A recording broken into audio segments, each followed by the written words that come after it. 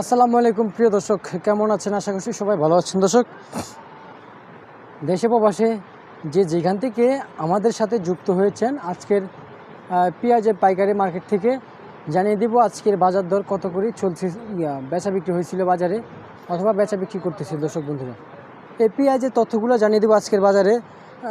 কিন্তু আমরা যে জানতে পারলাম আজকের বাজারে যে পেঁয়াজের যে তথ্যগুলা আমরা জানতে পেরেছি যে বর্তমানে পেঁয়াজের বাজার কিন্তু আজকে একটু কমেছে। কিন্তু আজকের বাজারে সর্বোচ্চ সর্বনিম্ন কত করে পেঁয়াজ বাজারে বেচা বিক্রি হয়েছিল তা ইতিমধ্যে আপনাদের মাঝে জানিয়ে দিচ্ছি।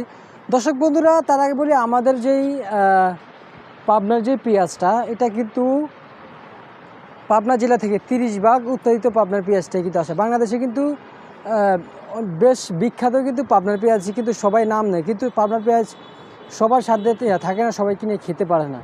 সেই পাবনার পেঁয়াজ আজকের বাজারে কিন্তু সর্বোচ্চ বেচা বিক্রি হয়েছে।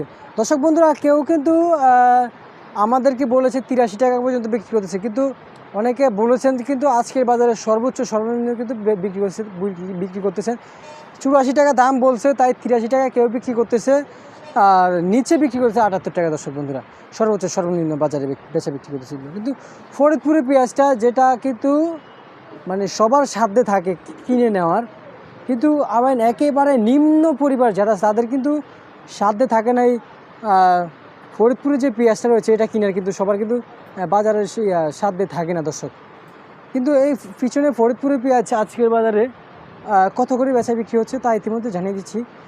দর্শক বন্ধুরা,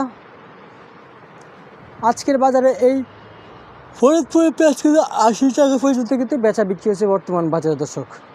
দর্শক বন্ধুরা, রসুন কত করে বেচা বিক্রি হচ্ছে আজকের বাজারে? দর্শক, দেখতে পাচ্ছেন রসুন কত করে বেচা বিক্রি হচ্ছে। দর্শক বন্ধুরা, রসুন কিন্তু আজকের বাজারে সর্বোচ্চ বাজারে বেচা বিক্রি হয়েছিল আজকের বাজারে। এই রসুন বর্তমান বাজারে 170 থেকে 75 টাকা পর্যন্ত কিন্তু এই রসুন কিন্তু বাজারে বেচা বিক্রি হয়েছে। দর্শক বন্ধুরা, এই ছিল আমার আজকের সর্বশেষ পেঁয়াজ রসুনের বাজার থেকে সর্বশেষ পেঁয়াজের যে তথ্যগুলো জানা ছিল ইতিমধ্যে জানিয়ে দিয়েছি।